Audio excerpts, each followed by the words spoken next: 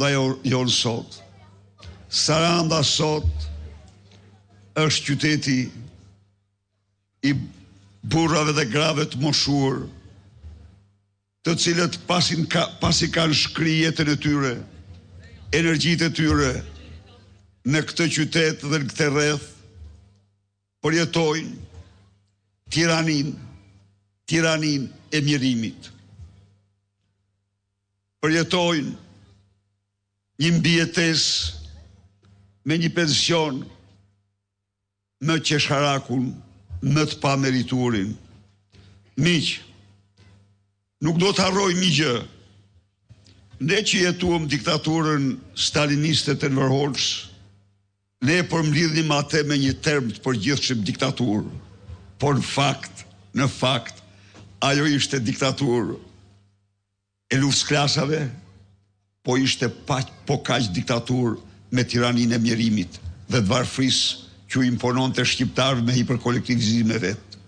Sot nuk ka hiperkolektivizim, por sot pensionisti, punëtori në ndërtim, punëtori i fermës, sot mjeku, mësuesi, inxhinieri,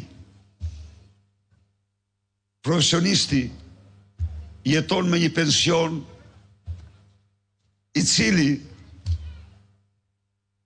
çdo ditë më shumë vështërson ushqimin e përditshëm, i cili e detyroi atë tu thot fëmijëve, nipave, besave, shkoni se kaq ka. Këtu nuk ka më për ju. Mirë rrugë të botës. I cili e lën këtë zonjë, këtë zotëri, e lën pa ilaçe. Këtë javë s'po i marr ilaçet, se nuk arri. Cili është ai që arrin të marr ilaçet me një pension minim mesatar 172.000 lek? Cili është ai që mund të kënaq veten apo njerëzit e tij me një pension qesharak si ky? Dhe mos harrojmë se 57% e këtyre burrave dhe grave nuk marrin 172.000 lek. Jo, 57% e pensionistëve kanë pensione shumë më të vogla, të pjesshme dhe të pjesshme. Pra, çfarë ndodhi këtu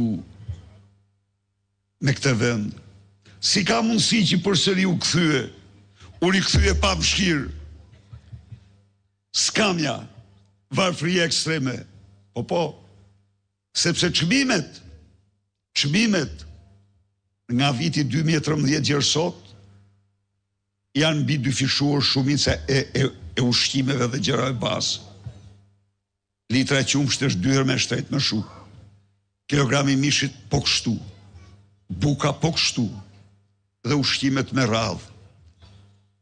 Ekonomistët kanë fakturë